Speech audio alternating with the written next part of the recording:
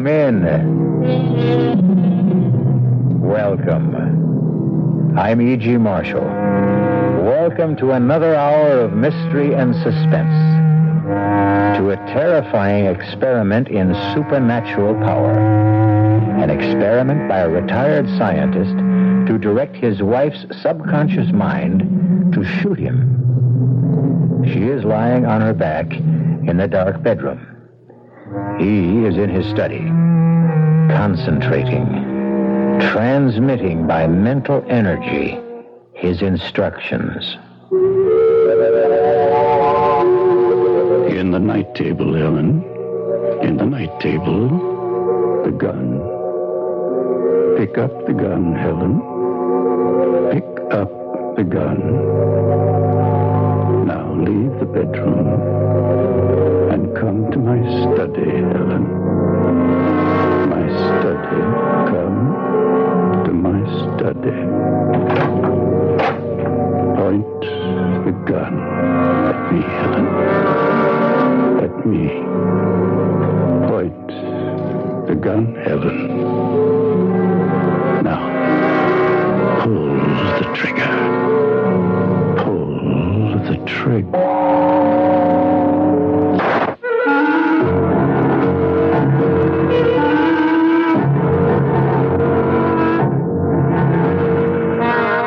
Our mystery drama, The Breaking Point, was written especially for the Mystery Theater by Hank Warner and stars Roger DeKoven. It is sponsored in part by Anheuser-Busch Incorporated, Brewers of Budweiser, and Buick Motor Division.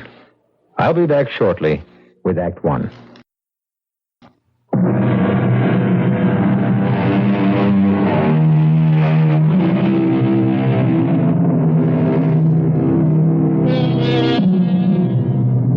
Come, ride with me in this ambulance, speeding through the midnight fog, across the Golden Gate Bridge to St. Francis Hospital in downtown San Francisco. As the trauma emergency team tries with plasma and oxygen to keep critically wounded Professor William Baker alive. The driver and the two doctors know that the patient must get to the operating room in minutes. Now, quickly, up this hospital corridor, as the patient is wheeled into the operating room. Stand outside the door and listen as they try to save him. And maybe you'll learn what Professor Baker tried to learn about the dark mystery of life and death. Scalpel. Clamp. The patient's failing, Doctor. Blood pressure. 62/40. Adrenaline. I can hear them trying to save me, but I'm going to die.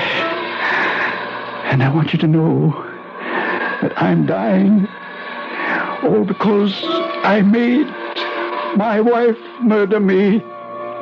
Yes, I am dying because I conducted an experiment to influence my wife's subconscious mind to the point where she was going to murder me. Listen. Listen carefully. I will tell you exactly what happened. And when I have completed what I desire to communicate, go to the police. Tell them if you dare. I say dare, for it will require courage.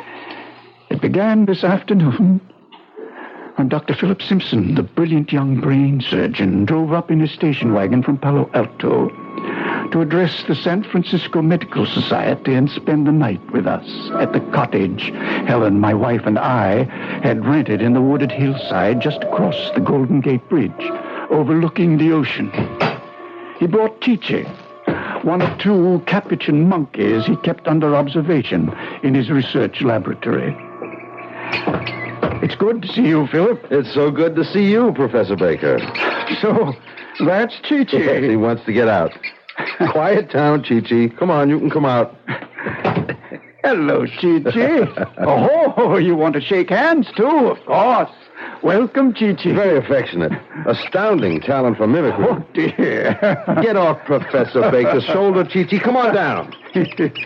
He likes your hat. No, Chi-Chi. No. All right, now you've tried it on. Give it back. Oh, thank you, Chi-Chi. He gets tired of wearing his black skull cap. Chi-Chi, let go of my hand. Now, you go on by yourself. He's always curious about new surroundings. Probably wants to explore that grove of trees. Go on, Chi-Chi. He won't go far. He'll play for a while and come back. Beautiful place you have here, Professor Baker. Is Helen home? Oh, she'll be back shortly. Had some shopping in the village. She just had to have abalone for you. She remembered how much you enjoy abalone steak. Wonderful, wonderful. How is she? You and Helen certainly could not have found a lovelier place for retirement. It is rather isolated, but then it does have that increasingly rare commodity, peace and quiet. Let's walk around back. Just beautiful. This view. How about a cocktail? Well, why don't we wait for Helen? Well, she ought to be back any minute. We usually have our evening cocktail in the study. Gets foggy on the patio towards sundown. What about Chi-Chi? Oh, he'll be all right. He'll open the patio door if it's left unlocked. Gets hysterical if he thinks he's been locked up. Still like dry Manhattans? Perfect. Did you tell Helen that you had asked me to bring Chi-Chi? I intended to. Slipped my mind. Here you are. Ah, thank you. Well, cheers. That's good as ever. I hope Helen won't be upset. I'm sure she won't. I rather think she'll be intrigued with the idea of having Chi-Chi here for our experiments. What, you mean she's working with you on the research? Oh, yes. She's very cooperative. Finds it lots of fun. Well, that is interesting.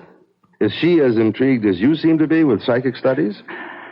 Well, frankly, I don't believe so. She's been very cooperative, but I don't think she really approves. Oh? And sometimes I question the wisdom of having married at my age. Oh, come on now. I remind you, Philip, Helen is 20 years younger. I sometimes have the feeling she feels trapped, misses the activities of faculty wives she so enjoyed in the years before my retirement. Perhaps we'd had children. Philip, Helen should have married you when you were both graduate students. Well, there's nothing happened between you. No, Philip, not yet, but... Well, don't tell me that you, Professor Baker, an eminent physicist for 40 years, with worldwide reputation for scientific integrity, has succumbed to clairvoyance? And you, Philip? Do you have irrefutable proof that clairvoyance does not ever exist? Can you issue an assurance that something will not happen? Oh, that's Helen now. Oh. Philip! Hello, Helen. As I look back now to that moment when Dr. Simpson and I waited for Helen to come into the house, I fully realize that the quick flush that passed over his tense face meant the one thing I had been blind to, that he was still in love with her. Helen entered the room with packages in her arms. She threw them on the sofa, rushed towards him, her face glowing with pleasure, embraced him and kissed his cheek, hugged him. Oh, Philip, it's so good to see you. Good to see you. Oh, let me look at you. Oh, it's so good to see you. Neither one of them saw Chi-Chi open the door from the garden, come into the room, climb a table, and spring onto her shoulder, its furry paws around her neck. Chi-Chi! Come down, Chi-Chi. Let go of her. Now, come down. There, now stay down. It's a monkey. Oh, I couldn't imagine what. All I saw and felt were hairy paws. It's all right, Chi-Chi. It's all right. Now, just be quiet. I'm so sorry he scared you, Helen. He was trying to be affectionate. Yeah, well, I sure can do with a drink. Here you are, dear. Thank you. He is cute, but why the black skull cap? Well, you might say aesthetic reasons. Aesthetic? or cosmetic. Philip doesn't like his little wards running around in public with their brains exposed. Brains exposed? Yes, that's right, Helen. The skull cap covers Chi-Chi's plastic skull. Now, I'll show you. There you are. Why, you can see its brain. It's positively fascinating. It's almost unbelievable. Oh, Philip, it's brilliant. It's absolutely brilliant surgery. Wait a minute, Helen. I'm just carrying on what was begun in 1948 at the Naval Medical Research Institute in Bethesda, Maryland. Really? I had no idea such surgery was possible that far back. Helen, my dear, there's a big gap in your knowledge of surgery. The ancient Egyptians operated on cranial bone. Mm-hmm. That's correct. Look here, Helen. Surgeons in a series of 4 operations removed cranial bone from the shaved head. And when the skull healed, fitted the metal ring around the edge of the skull, sealing the joint with rosin and wax. The clear plastic skull is held in place by these 6 steel bolts. Marvelous. Simply marvelous. Oh, it's practically routine now. Well, why was it done, Philip? Well, to study through the plastic skull, as I'm still studying, the flow of blood when the monkeys are in an induced state of shock or under the influence of anesthesia or drugs like adrenaline, histamine. And, of course, reactions to cold, hunger, diet, fear, tension, so forth. Incidentally, I'm leaving Chi-Chi here for a while. Here? Oh, I'm sorry, Helen. I simply forgot to tell you. Yes, but why? I mean, why is it being left here? What Philip is too polite to say, my dear, is that he's loaning Chi-Chi to me for extrasensory and paranormal experiments, to make my own observations. I believe he hopes to convince me that the brain, monkey's or man's, fails to respond with a measurable reaction to mental energy messages. Exactly. Look, I'm curious. Why must the experiment be with a monkey when a dog, a horse? Philip understands, don't you, Philip?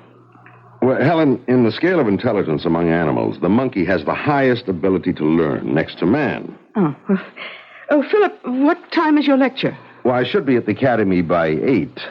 Good. Give us enough time for another cocktail. And not have to rush through dinner. Darling, please shake up another round. I'll take these packages to the kitchen. Well, here, let me carry them in. Oh, well, just put them on the counter, Philip. Mm-hmm. Anything else I can help you with? Just show me where things are. I'll help set the table. What is it, Helen? You all right? Yes. The table. What are you talking about? I said I'd help set the table. Oh, later. Let's have our drink and talk. There's so much to catch up with, Philip.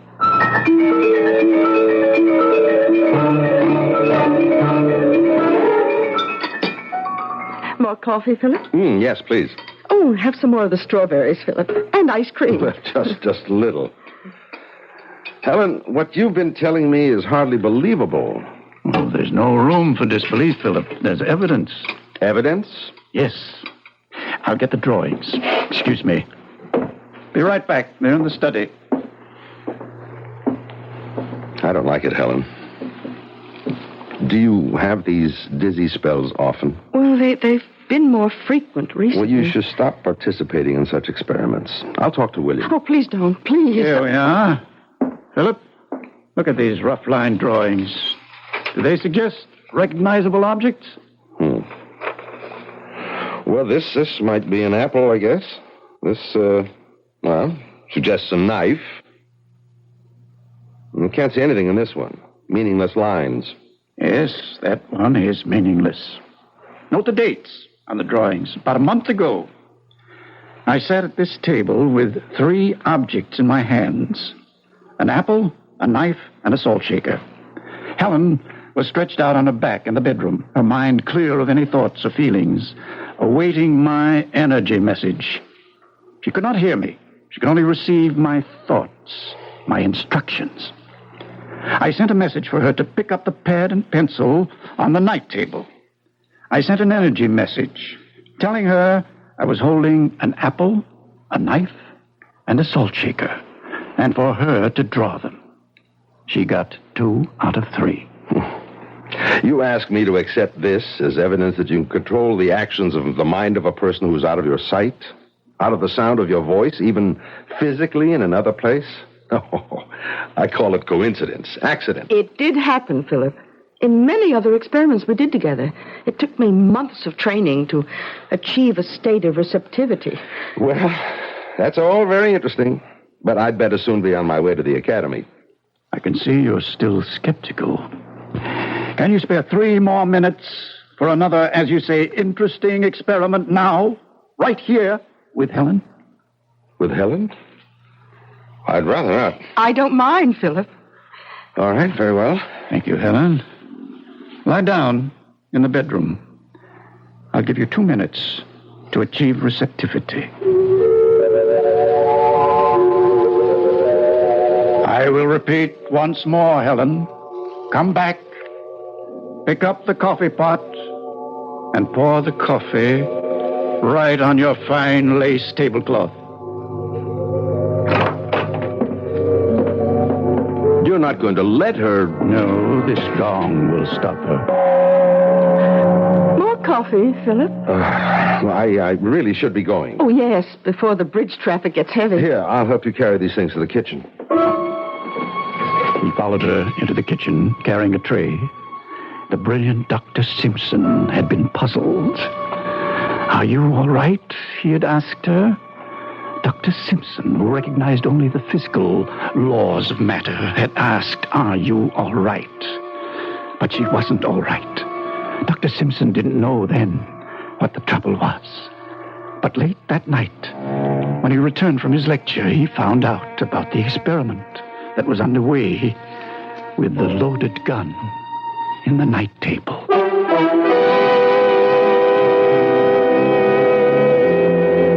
Well, this is a strange kind of monkey business, huh? And poor puzzled Dr. Simpson. I'm sure he never expected to find 2 old, respectable friends kicking the gong around. I'll be back shortly with Act 2.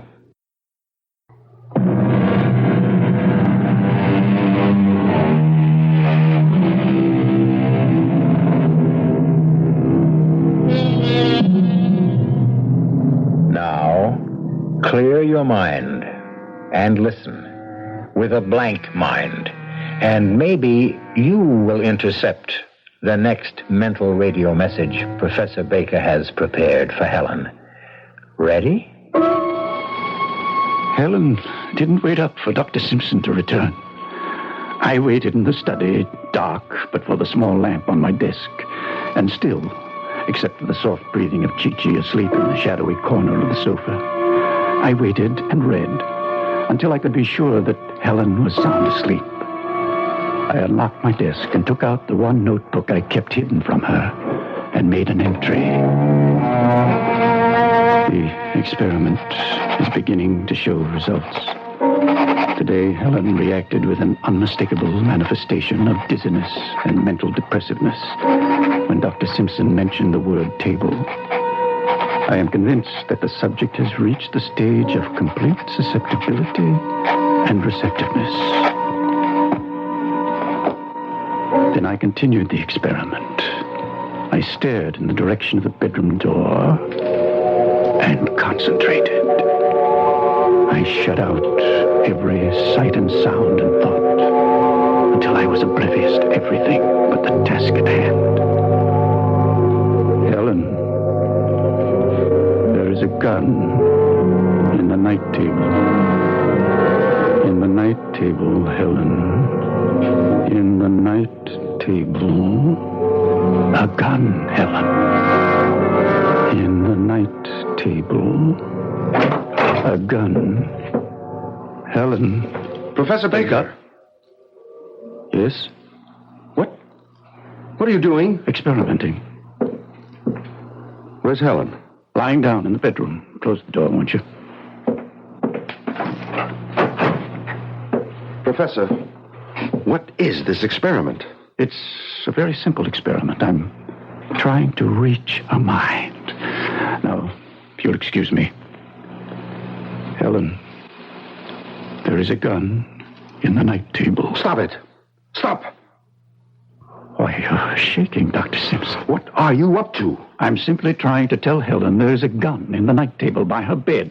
And for her to... To what? To pick it up, enter this room, point the gun at me, and pull the trigger. But why? Why? What I'm trying to determine is whether one mind can influence another by exerting mental energy to do something the subject would normally recoil from doing. Yes, go on. In Helen's case, I'm sure that in her conscious hours, she would never even entertain the thought of shooting me. I'm trying to determine whether she can be made to do just that without her being aware that she is being impelled to do so. Oh, but why?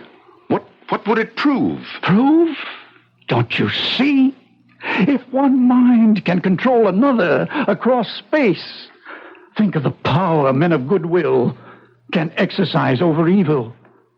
It will at long last give man control over the rapacious breed that makes civilization a nightmare.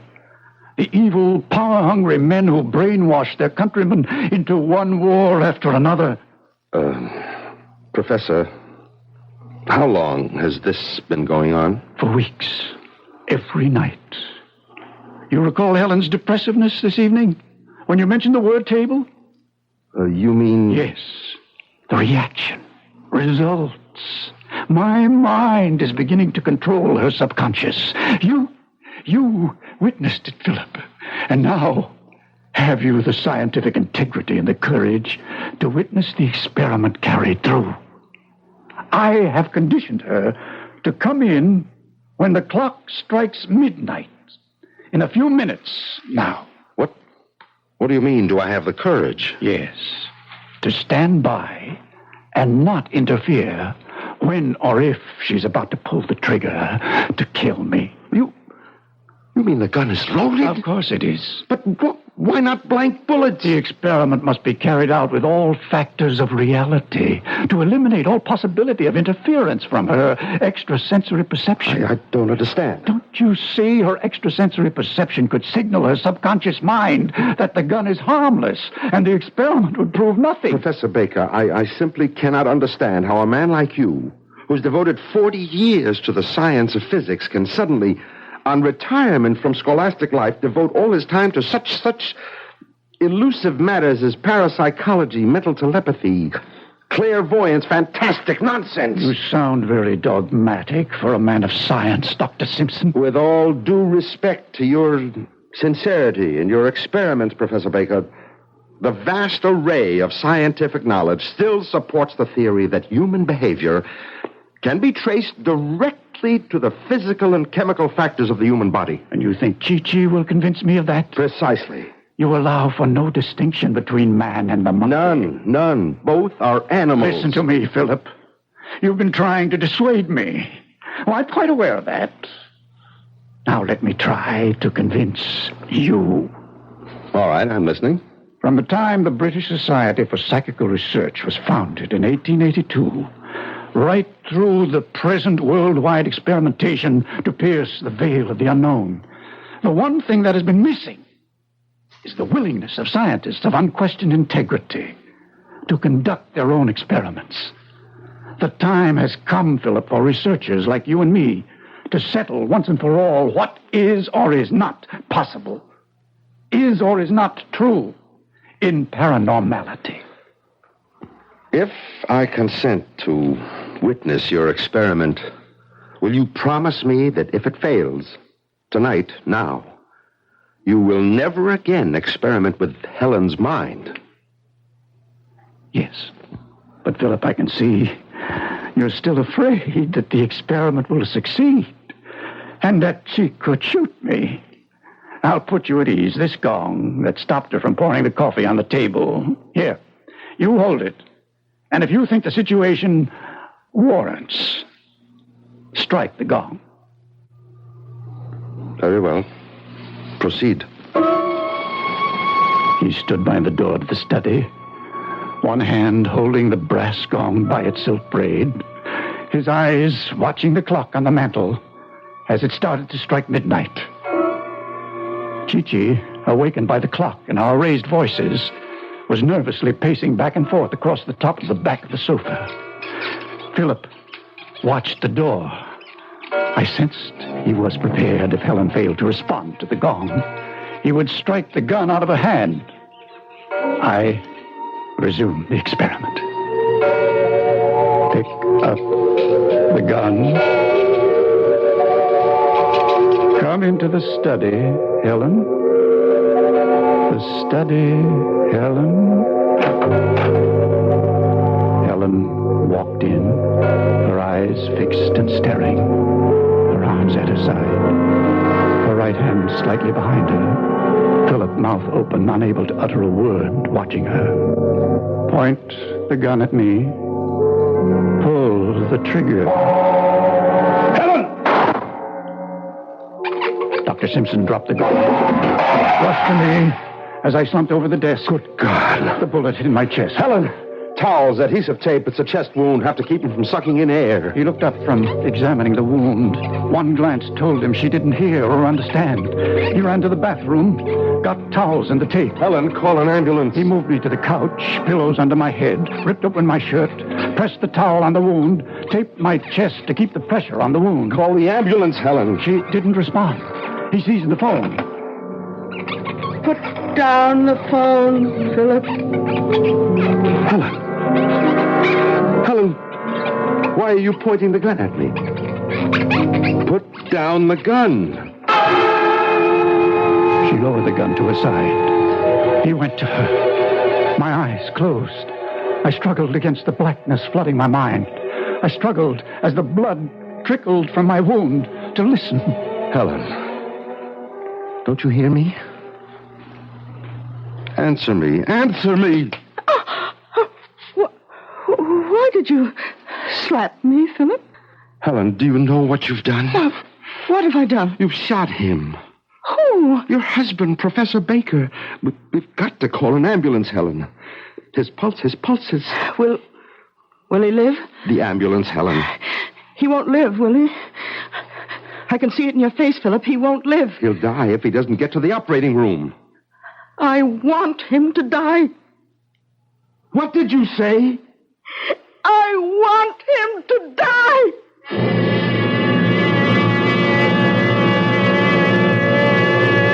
Well, I must say, I'm surprised, too.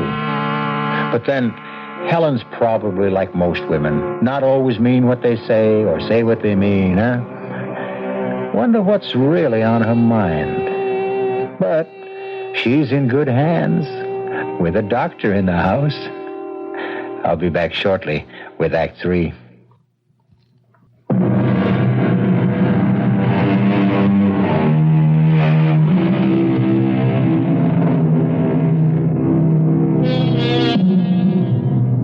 Well, it does seem we left both Helen and Dr. Simpson in a state of shock.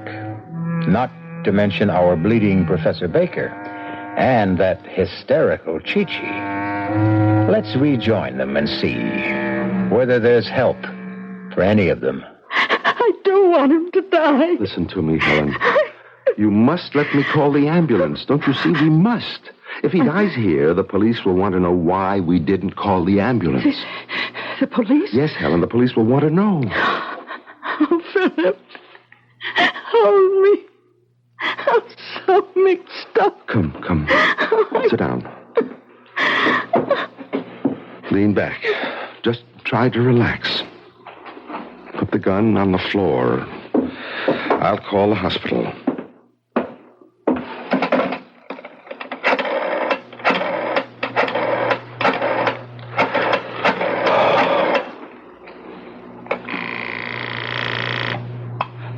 St. Francis Hospital. This is Dr. Philip Simpson. Yes, doctor. I need the ambulance trauma team at once. 47 Edgecliff Road. Critical chest wound. Gunshot. Yes, doctor. I'll put it right through. Now, I want you to call the police, Helen. The police? Yes, they'll be here soon anyway. They're always alerted about requests for an ambulance. But I want you to call them for the record. It will be important at the trial. I'll get them on the phone. You talk.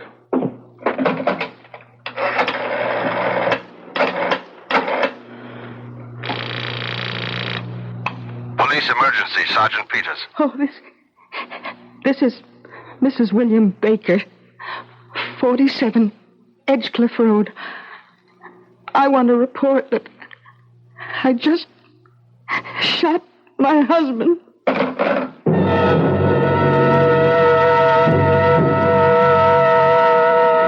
What will I tell them when they get here, Philip? You don't have to answer any questions tonight. I'll have the law firm of Kendall Prentice represent you. They're specialists in forensic medicine. The Chinese gong in the dining room. It's Chi-Chi, imitating what I did. Chi-Chi, stop that. You hear me? Stop that. Let me have it, Chi-Chi. Now come here. Drop it. Drop it. Let go of it, or I'll break your paw. Those Capuchin monkeys. They want to imitate every new thing they see. Chi-Chi, go sit down in that corner. Go on, and stay there. They're intelligent, but they can be very trying. Chi-Chi is acting strangely tonight. Usually obeys a command immediately. Well, perhaps Chi-Chi's nervous system has been affected by what's happened here. Perhaps its brain has intercepted some of William's energy messages. Nonsense, Helen. That's impossible. I mean, Chi-Chi can sense excitement and tension in a room, but as for intercepting Professor Baker's energy messages, I better check his pulse. He's weak. Very weak. What's keeping that anger? Philip! Chi-Chi's got the gun! Chi-Chi, let me have that gun. Now, Chi-Chi, now you be a nice boy. Put the gun on the floor. Good boy. Thank you, Chi-Chi. Thank you. Now go back in the corner, and please stay there. I'll put the gun in the desk. I think we both need a brandy. Would you like one, Helen? Oh, yes, please. Here, dear. Now, just sip it. Tell me, Helen, did you know what you were doing when you pulled the trigger? Well, what do you think, Philip? I don't know what to think yet. You've got to tell me, Helen. Did you know what you were doing? You pulled the trigger after I struck the gong. Yes, I know. You knew? You deliberately murdered him. Murder? I shot him because he told me to. He made me do it. But if you knew what you were doing, the police will call it murder. Look, I told you I knew what I was doing, but I won't tell the police. What will you tell them? That the experiment, the great Professor Baker's experiment, was a success. Wait a minute, you knew about the experiment? You knew? Yes, every step of it. I knew about the notebook. I read every entry, every day. I knew exactly what he was up to. The police will read the notebook, and they'll understand. They'll understand. You murdered him. Helen. I never loved him. I was beginning to hate him. It doesn't matter now, Helen. I prefer to conclude that you did not know what you were doing, that the experiment did unbalance your mind. I think the district attorney will accept that. Accept what, Philip? That when you pulled that trigger, it was insanity. Oh, no. No, I won't be declared insane. No. Look, I'll show them the notebook. They'll understand. They'll read it in his own handwriting. How night after night while I was asleep, he tried to make me shoot him. They'll understand. Unless you tell them differently. Unless you tell them I murdered him. Helen, please listen to me. Try to understand what I'm telling you. The police will never believe that Professor Baker's experiment was a success. They'll call in scientists to testify that no such thing is possible. They'll suspect that you used your knowledge of the experiment to kill your husband. Yes, but you were a witness. You can verify what happened. Yes, but... You tell them that I murdered him? No, Helen. The only honest opinion I can give them is that your mind snapped. That day by day, the knowledge of your husband's secret experiment preyed on your mind, and you became convinced, in a moment of temporary insanity, that he really wanted you to kill him. Will they believe that? I hope the jury will. Help me, Philip. You must help me. I'm so tired. I'm so mixed up. As I lay there on the couch, still, my eyes closed, aware that under the blanket, my blood was still slowly trickling into the towel, fighting against slipping off into unconsciousness. I could still hear their voices as from a great distance. You must help me. I'm so tired. I'm so mixed My up. poor darling. And then I was aware of Chi-Chi at the side of the couch, bending over me, its breath close to my face. My eyelids, heavy with weariness, lifted slightly, and through the thin slit of vision, I saw Chi-Chi's plastic skull. I could see plainly through the plastic skull, the gray mass of nerve tissue of the cerebellum. And then, summoning every last bit of strength of will, I concentrated on Chi-Chi's brain. Chi-Chi, the gun, in the desk, Chi-Chi. What have I done, Philip? You too. It will ruin your career. Go to the desk, Chi-Chi, in the drawer, the gun. I could see its gray eyes staring at me, trying to grasp what I was telling him. And then he jumped on the desk, pulled open the drawer, and took out the gun. Chi-Chi! Put it down, Chi-Chi! Philip charged to the desk. Chi-Chi eluded him. He leaped to the mantel over the fireplace. Drop the gun, Chi-Chi. Drop it! Philip chased it all over the room as it knocked over table lamps and chairs. It jumped to the hanging ceiling light fixture, waving the gun playfully. Chi-Chi, point the gun at the mirror. At the mirror, Chi-Chi. Drop it! Drop it! Give me the gun, Chi-Chi. At the mirror. Pull the trigger. Give me the gun, Chi-Chi. Helen was reaching towards Chi-Chi. Chi-Chi was pointing the gun at her. I didn't want Helen to die. I summoned every last ounce of will and sent a mental message to Chi-Chi. Drop the gun, Chi-Chi. Drop the gun. Look out, Helen! Good Lord. Helen. Helen. Answer me. She didn't have a chance. She was shot in the head.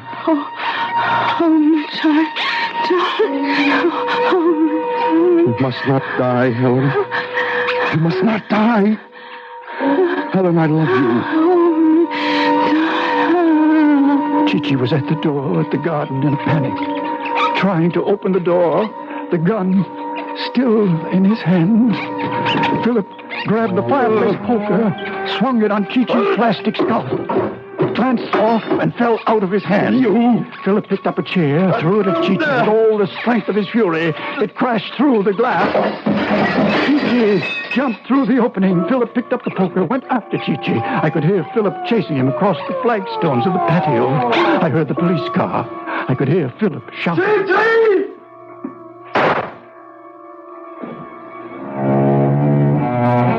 Then all was still, deathly still.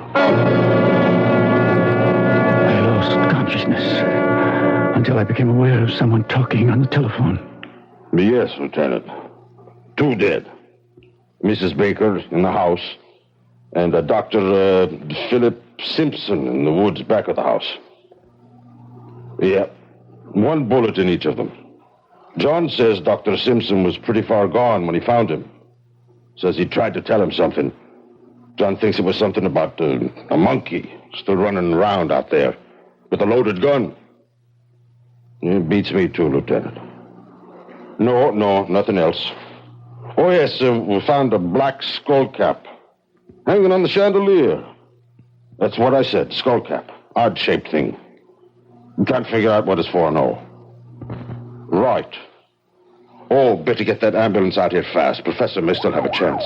Well, here it comes now, Lieutenant.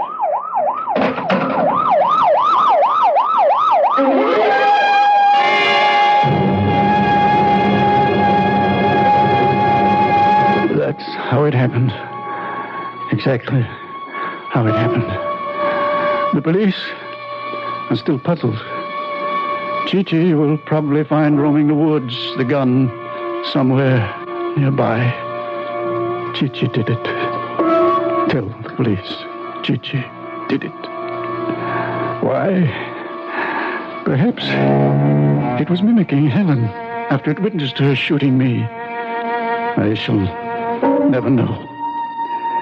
As for whether my wife murdered me willfully or suffered temporary insanity or was influenced by my mental energy,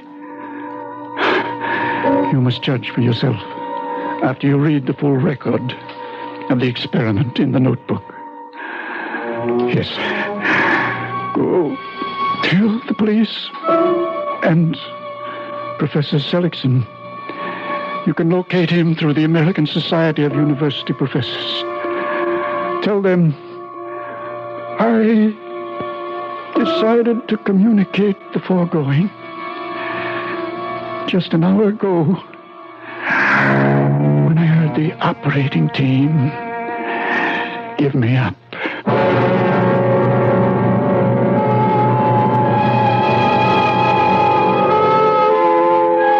And they say dead men tell no tales. Talking about the brain, though, let me give you men a tip. If your wife is trying to talk you to death, don't worry. Master the secret of mind over chatter. But seriously, a guy I know didn't even answer his wife. She threatened to divorce him because he was unsociable. So he hit her over the head with a mashie. Told the jury he wanted to be clubby. I'll be back shortly.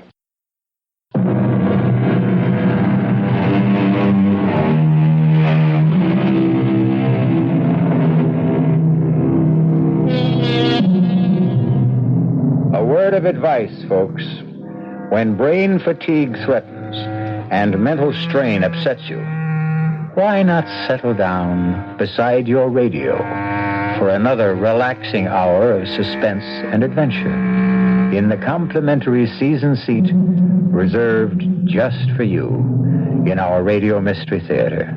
And oh yes, bring your friends. The seats are on the house. Our cast included Roger DeKoven, Bryna Rayburn, and Nat Polen. The entire production was under the direction of Hyman Brown. Now, a preview of our next tale. I'll come back later. No, not till tomorrow. All right, whatever you say. But I'll just look in on you later. No, Lucy. You mustn't. All right, then. But stop upsetting yourself. Go quickly. Oh, good Lord. At the window. It's nothing. Go, Minna. It's nothing. Nothing? It's that bat. That huge bat that followed my car. Oh, go, I beg of you. Lucy, the thing is trying to get in. Look, it's clawing at the window. Is that locked? Is that window locked? Yes, it's locked. But locks are useless against Count Dracula. Oh, good Lord. Mirrors do not reflect my image, Miss Harker. Nor do locks keep me out. You were that bat. As the wolves you hear are not wolves, but like myself, vampires. Vampires? The dead, who live by night. Radio Mystery Theater was sponsored in part by new sugar-free diet 7-Up. This is E.G. Marshall inviting you to return to our Mystery Theater for another adventure in the macabre.